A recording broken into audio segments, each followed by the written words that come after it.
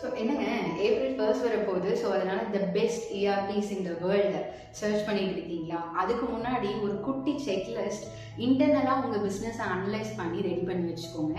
Number 1, உங்களோட process வந்து ப்ராப்பராக டிஃபைன் பண்ணி வச்சுருக்கீங்களா?